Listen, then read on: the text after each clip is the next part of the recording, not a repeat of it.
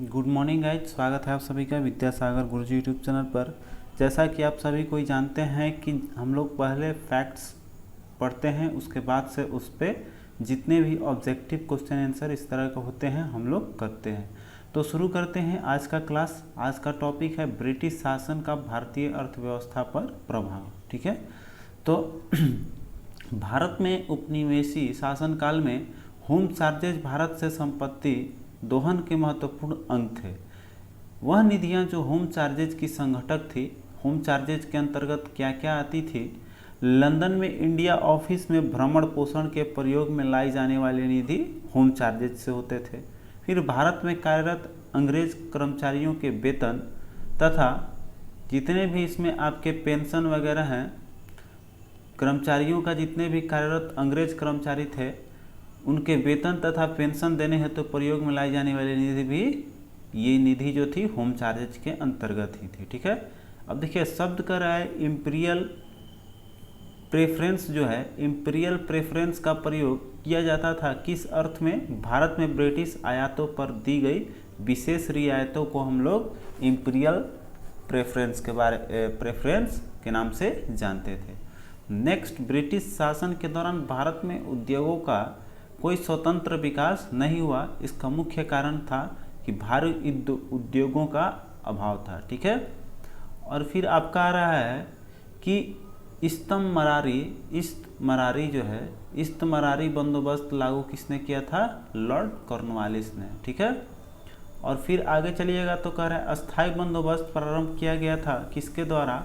तो ये भी लॉर्ड कॉर्नवालिस के शासनकाल में ही अस्थायी बंदोबस्त आया था। फिर अस्थायी बंदोबस्त किया गया था जमींदारों से। ठीक है, फिर कह रहे लॉर्ड कॉर्नवालिस द्वारा अस्थायी बंदोबस्त कब लागू हुआ था? 1793 में। याद होगा आप लोगों को, 1793 में अस्थायी बंदोबस्त लॉर्ड कॉर्नवालिस ने लाया था। फिर कह रहा है कि चिर अस्थायी बंदोबस्त। ठीक है, चिर अस्थायी बंदोबस्त 1793 के अंतर्गत जमींदारों से अपेक्षा की गई थी कि खेतिहरों को पट्टा जारी करेंगे। अनेक जमींदारों ने पट्टा जारी नहीं किया। इसका मुख्य कारण क्या था? ये क्वेश्चन आया हुआ है आपका। तो जमींदारों के ऊपर कोई सरकारी नियंत्रण नहीं था, इसलिए वो मनमानी करने लगे और जमींदारों ने पट्टा जारी नहीं किया। ठीक है, अगला देखिए कर रहे हैं कि बिहार में जो परमानेंट सेटलमेंट है, ठीक है, परमानेंट सेटलमेंट लागू करने का कारण क्या था?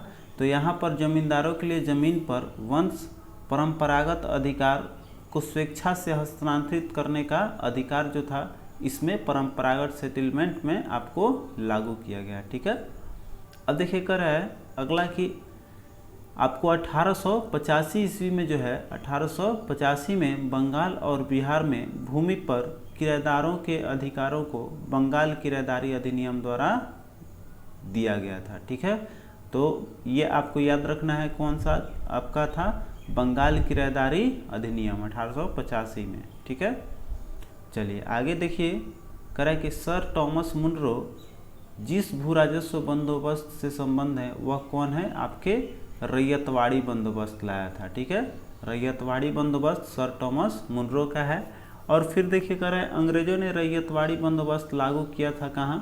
मद्रास और मुंबई प्रेसिडेंसी में। ठीक है, तो ये आपका हो गया। अब कह रहे अंग्रेजों ने रैयतवाड़ी व्यवस्था सर्वप्रथम आरंभ किया था मद्रास और मुंबई में तो लागू हुआ था, और सबसे पहले लागू हुआ था ये मद्रास में। ठीक है, अब देखिए कह रहे ब्रिटिश व्यवस्था में रैयतवाड़ी भू राजस्व संग्रह प्रचलित था किधर? तो आपका दक्षिण भारत में अधिकतर था। ठीक है, यह आता है क्वेश्चन कि ब्रिटिश व्यवस्था में जो रैयतवाड़ी भू राजस्व व्यवस्था संग्रह आपका था, संग्रह किया जाता था, वो अधिकतम किधर? तो दक्षिण भारत। चलिए आगे देखिए कर रहा है कि रैयतवाड़ी बंदोबस्त जो है के संदर्भ में सही कथन क्या है? तो किसानों द्वारा लगान सीधे सरकार को दिया जाता था। ठीक है, अब कह रहा है कि सरकार रैयत को पट्टे देती थी। कर लगाने के पूर्व भूमि के सर्वेक्षण और मूल्य निर्धारण किया जाता था। क्लियर है? चलिए आगे आइए।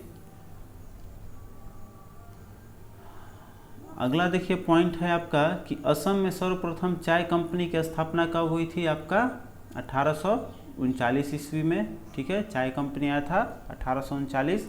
फिर कह रहा है दादा भाई नौरोजी के द्वारा प्रतिपादित आपका कौन सा था, अपवाह सिद्धांत, ठीक है, ड्रेन थ्योरी जिसको हम लोग बोलते हैं। इसका सही परिभाषा क्या था, अर्थात किस लिए खोला गया, तो भारत की राष्ट्रीय संपदा का एक भाग अथवा कुल वार्षिक उत्पाद ब्रिटेन को निर्यात कर दिया जाता था, जिसके लिए भारत को कोई वास्तविक प्रतिफल नहीं मिलता था। इसी के सिद्धांत को प्रतिपादन किया था दादा भाई नौरोजी ने, जिसका नाम पड़ा अपवाह सिद्धांत, ठीक है। चलिए आगे देखिए, करें अंग्रेजों के शासनकाल में भारत के आर्थिक दोहन के सिद्धांत को प्रतिपादित किया था किसने, दादा भाई नौरोजी ने, ठीक है। तो आर्थिक दोहन या फिर यहाँ पर आइए आपका अपवाह सिद्धांत, ड्रेन थ्योरी, ये दादा भाई नौरोजी का दिया हुआ है। फिर इसी का देखिए एक और है, दादा भाई नौरोजी ने निकास के सिद्धांत का प्रतिपादन किया था, निकास के सिद्धांत, ठीक है। जैसे निर्यात जो होता था तो बोल सकते हैं निर्यात से आपको याद रहेगा, निर्यात कर दिया जाता था जो ब्रिटेन में जितने भी आपका राष्ट्रीय संपदा है, तो उससे आप याद रखिएगा तो आपको पता रहेगा, निकास मतलब निर्यात हो गया। तो निकास के सिद्धांत का भी प्रतिपादन दादा भाई नौरोजी ने ही किया, ठीक है। चलिए आगे देखिए, कह रहा है कि भारत में उपनिवेशवाद का आर्थिक आलोचक था कौन, तो आपको दादा भाई नौरोजी, जी सुब्रमण्यम अय्यर और आर.सी. दत्त, ये भारत में उपनिवेशवाद के आलोचक थे, ठीक है। अब देखिए कह रहे हैं कि जो आपका दादा भाई नौरोजी के उत्सारण सिद्धांत था उसमें विश्वास नहीं करते थे, कौन थे आपका इसमें, तो सर सैयद अहमद खां जो थे, वो उत्सारण या ड्रेन थ्योरी जिसको हम लोग अभी पढ़े, ठीक है, जिसको अपहरण के सिद्धांत बोला, तो ये ड्रेन थ्योरी अपवाह सिद्धांत जो है, ठीक है। तो ड्रेन थ्योरी पे विश्वास नहीं करते थे कौन, सर सैयद अहमद खां, ठीक है।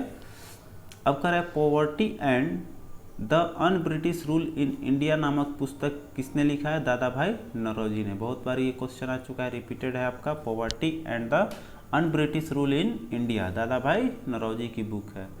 अब देखिए कह रहा है कि दादा भाई नौरोजी का भारतीय राष्ट्रीय आंदोलन को सर्वाधिक प्रभावी देन थी, क्या रोल था दादा भाई नौरोजी का, कि उन्होंने इस बात को अभिव्यक्त किया कि ब्रिटेन भारत का आर्थिक शोषण कर रहा है, ठीक है।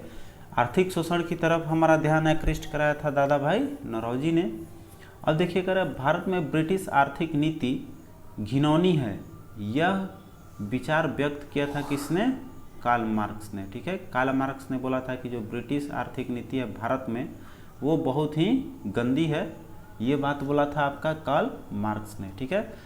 तो चलिए अब हम लोग ऑब्जेक्टिव क्वेश्चन पे आते हैं। कल का टॉपिक रहेगा आपका 1857 VVI टॉपिक है, तो कल इसके बारे में हम लोग बात करेंगे। अब आते हैं हम इस पे ऑब्जेक्टिव क्वेश्चन पे, ठीक है। तो देखिए ऑब्जेक्टिव क्वेश्चन आपका आ गया। पहला क्वेश्चन कह रहा है आपका कि किस गवर्नर जनरल ने भारत में अस्थायी भू राजस्व व्यवस्था स्थापित किया था, किसने लाया था भाई, तो लॉर्ड कॉर्नवालिस ने, ठीक है। अगला कह रहा है कि बिहार में पॉवर्टी सेटलमेंट लागू करने का कारण क्या था, परमानेंट सेटलमेंट क्यों आया था, तो जो जमींदार थे वो कर नहीं दे पाते थे, ठीक है, तो उसके लिए ये आया था। तो ऑप्शन देखिए कहाँ पर आपका दिया हुआ है, जमींदारों के लिए जमीन पर कोई वंश परंपरागत अधिकार को स्वेच्छा से हस्तांतरित करने का अधिकार था, जिसके कारण ये लाया गया परमानेंट सेटलमेंट, आपका बी ऑप्शन करेक्ट हो जाएगा। आइए 3 नंबर क्वेश्चन देखिए, कर रहा है कि अंग्रेजों ने रैयतवाड़ी बंदोबस्त कहाँ लागू किया था, ठीक है। तो देखिए ये आपका हुआ था मद्रास और मुंबई प्रेसिडेंसी, दोनों जगह, और सबसे पहले कहाँ हुआ था, मद्रास में, ठीक है। तो मद्रास और मुंबई प्रेसिडेंसी में रैयतवाड़ी बंदोबस्त लागू था, ठीक है। चलिए आते हैं अब 4 नंबर क्वेश्चन देखिए, करें ब्रिटिश व्यवस्था में रैयतवाड़ी भू राजस्व संग्रह प्रचलित था किधर, तो देखिए अभी हम लोगों ने रैयतवाड़ी भू राजस्व संग्रह प्रचलित किधर था आपको बताएं, दक्षिण भारत में, पढ़ा तो याद होगा ही। चलिए आगे देखिए 5 नंबर क्वेश्चन आपका कह रहा है कि इसमें कूट के अनुसार आपको बताना है कौन सा सही आंसर है, ठीक है। तो कह रहा है कि ये बताना है आपको होम चार्जेज संगठन का संघटक का, ठीक है। तो होम चार्जेज अभी देखिए पहला जो इसमें लाइनर वन हम लोग फैक्ट पढ़े थे उसमें आपका ये पहला ही था, तो आपको याद होगा। चलिए पढ़ते हैं। कह रहा है लंदन में इंडिया ऑफिस के भ्रमण के लिए प्रयोग में लाई जाने वाली निधि थी। सही बात है आपका, जितने भी भ्रमण करते थे लंदन में वो सभी का भरण पोषण आपको होम चार्जेज के अंतर्गत किया जाता था। फिर कह रहा है भारत में कार्यरत अंग्रेज कर्मचारियों का वेतन और पेंशन भी इसी से दिया जाता था, होम चार्जेज से ही। दूसरा का 1 और 2 दोनों सही हो गया। अब कह रहा है भारत के बाहर हुए युद्धों को लड़ने में अंग्रेजों द्वारा प्रयोग में लाई जाने वाली निधि ये वाला चीज़ नहीं है, ठीक है। तो आपका 1 और 2 सही हो जाएगा, केवल 1, 2 आप ऑप्शन बी जो है वो करेक्ट हो जाएगा, ठीक है। चलिए आगे बढ़ते हैं। 6 नंबर क्वेश्चन देखिए, कह रहा है कि लॉर्ड कॉर्नवालिस का अस्थायी बंदोबस्त कब आया था आपका, तो 1793 में, ठीक है। आपका डी ऑप्शन पे दे रहा है 1793। चलिए आगे क्वेश्चन पे आते हैं। क्वेश्चन नंबर 7 देख लीजिए। 7 नंबर क्वेश्चन कर रहा है कि निम्नलिखित में से कौन आपका भारत में उपनिवेशवाद का आर्थिक आलोचक था, ठीक है। तो देखिए यहाँ पर आर्थिक आलोचक यहाँ पर दिया हुआ है कौन कौन थे, तो इसमें ऑप्शन आपका है दादा भाई नौरोजी, फिर जी सुब्रमण्यम अय्यर और आर.सी. दत्त, ठीक है। तो इसमें आपको तीनों जो थे वो आलोचक थे ही उपनिवेशवाद का। अभी हम लोगों ने इसके बारे में पढ़ा था, याद होगा, ठीक है। तो आपका 1, 2 और 3 तीनों सही हो जाएगा, ठीक है। आइए 8 नंबर ऑप्शन देखिए। कह रहा है कि रैयतवाड़ी बंदोबस्त के संदर्भ में निम्नलिखित कथनों पर विचार करना है और बताना है कि कौन से कथन सही है, ठीक है। चलिए 8 नंबर में पढ़ते हैं। तो कह रहा है कि किसानों द्वारा लगान सीधे सरकार को दिया जाता था, ठीक है। ये रैयतवाड़ी बंदोबस्त में लागू किया गया, आपको सीधे सरकार को देना है। सरकार रैयत को पट्टा देती थी, ये भी सही है।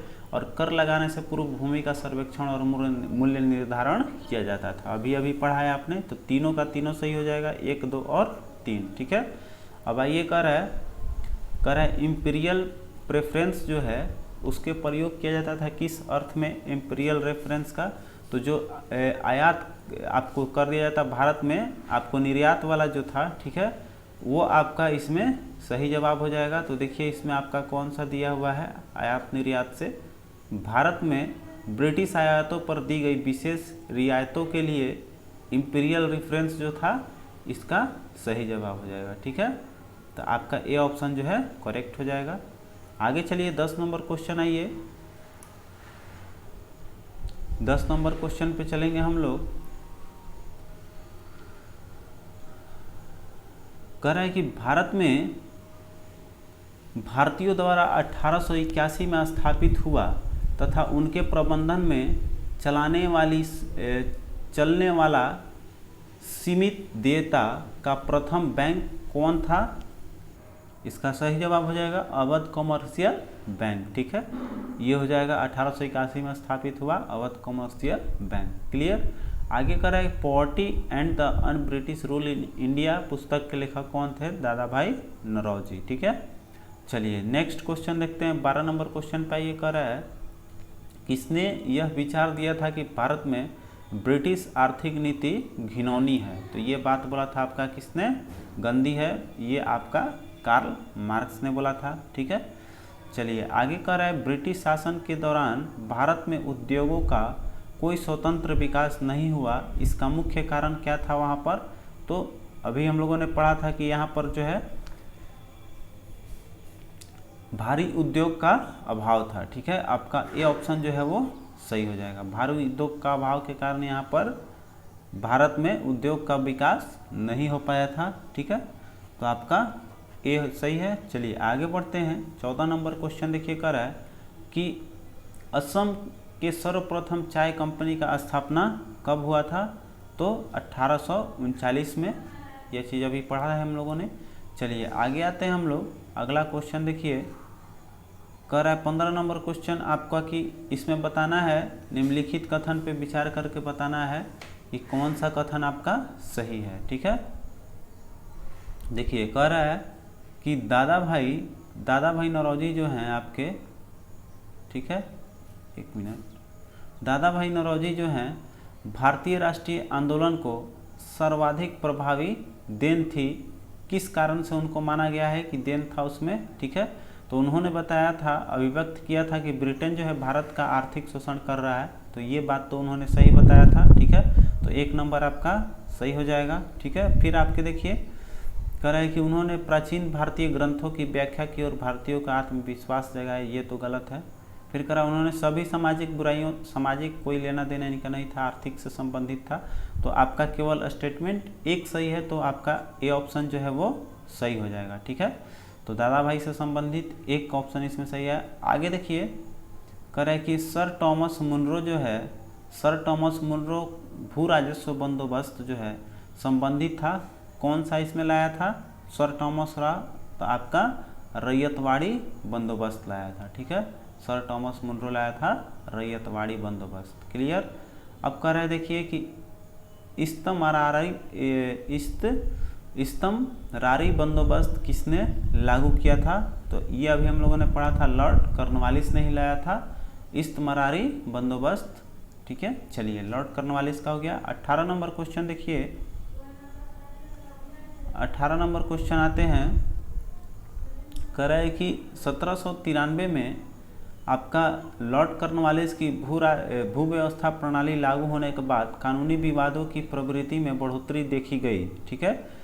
जिन निम्नलिखित प्रावधानों में से किस एक को सामान्यता इसके कारक के रूप में जोड़कर देखा जा सकता है, तो इसका मुख्य कारण कौन था, तो कह रहा है कि रैयत की तुलना में जमींदार की स्थिति को अधिक सशक्त बनाना, ये भी नहीं है। फिर कह रहा है ईस्ट इंडिया कंपनी को जमींदारों का अधिपति बनाना, ये भी नहीं था।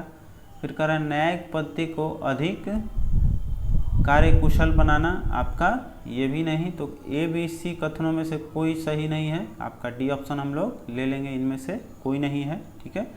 चलिए 19 नंबर क्वेश्चन देखिए, कर रहा है कि दादा भाई नरौजी द्वारा प्रतिपादित जो था अफवाह का सिद्धांत, ठीक है, जो ड्रेन थ्योरी कहलाया, कह रहा है कि सही परिभाषा नीचे किस कथन में आती है, अर्थात अफवाह सिद्धांत का मतलब क्या है। तो देखिए इसमें जो था निर्यात वाला बात आता है, तो कह रहा है भारत का जो राष्ट्रीय संपदा है उसका एक भाग आर्थिक कुल वार्षिक उत्पाद ब्रिटेन को निर्यात कर दिया जाता था, जिसके लिए भारत को वास्तविक कोई प्रतिफल इसके बदले में नहीं मिलता था। यही चीज़ था, हम लोगों ने पढ़ा है अभी अभी।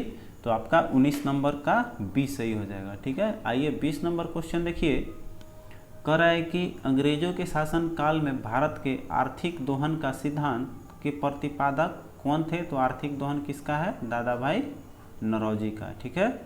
चलिए आगे देखते हैं 21 क्वेश्चन पे आइए। तो कह रहा है कि चिर अस्थायी जो है बंदोबस्त 1793 के अंतर्गत जमींदारों से अपेक्षा की गई थी कि वे खेतिहरों को पट्टा जारी करेंगे। अनेक जमींदारों ने पट्टा जारी नहीं किया था, इसका मुख्य कारण क्या था, तो इसके ऊपर कोई अधिकारी नहीं बनाया गया था, कोई नियंत्रण नहीं था, तो जमींदारों के ऊपर कोई नियंत्रण नहीं था। आपका बी ऑप्शन जो है वो सही हो जाएगा, ठीक है। आगे देखिए 22 नंबर क्वेश्चन आपका कह रहा है कि निम्नलिखित में से कौन दादा भाई नरौजी के उत्सारण सिद्धांत या ड्रेन थ्योरी में विश्वास नहीं करता था, तो ये सर सैयद अहमद खान था, ठीक है, अभी अभी पढ़ा हम लोगों ने। तो इसका जो अफवाह सिद्धांत है उसका एक और नाम क्या है, उत्सारण सिद्धांत, या फिर इंग्लिश में बोलते हैं इसको हम लोग ड्रेन थ्योरी, ठीक है। तो आज के टॉपिक में बस इतना ही क्वेश्चन आंसर रहा। अब देखिए आगे जो टॉपिक आएगा 1857 का विद्रोह, वो थोड़ा इम्पोर्टेंट टॉपिक है, ज़्यादा इम्पोर्टेंट है। जैसे कि बोला है मैंने, ये सब क्वेश्चन जितने भी अभी टॉपिक चल रहे हैं, चाहे बीपीएससी का सिलेबस हो, सीडीपीओ के लिए, या फिर आपका ये दरोगा के लिए हो, बहुत ही इम्पोर्टेंट है। और बहुत जल्द आपको पर डे 2 वीडियो मिलने की चांसेज है, यथासंभव प्रयास कर रहे हैं। तो आप उसमें भी अब आपको इधर हिस्ट्री चल रही है, उधर हम लोग चालू कर देंगे कौन सा टॉपिक, आपका ज्योग्राफी, ठीक है। ज्योग्राफी से बहुत क्वेश्चन आते हैं दोनों ही एग्जाम्स में, तो इसलिए उसकी भी तैयारी जोर शोर से लगे हुए हैं, जल्दी मटेरियल उसका प्रोवाइड किया जाएगा। तो प्लीज़ चैनल को और ज़्यादा आप सपोर्ट कीजिए, लाइक कीजिए, सब्सक्राइब कीजिए और वीडियो को शेयर करना ना भूलिए। तो मिलते हैं हम लोग अगले वीडियो में, तब तक के लिए आप अपना ख्याल रखिए। जय हिंद,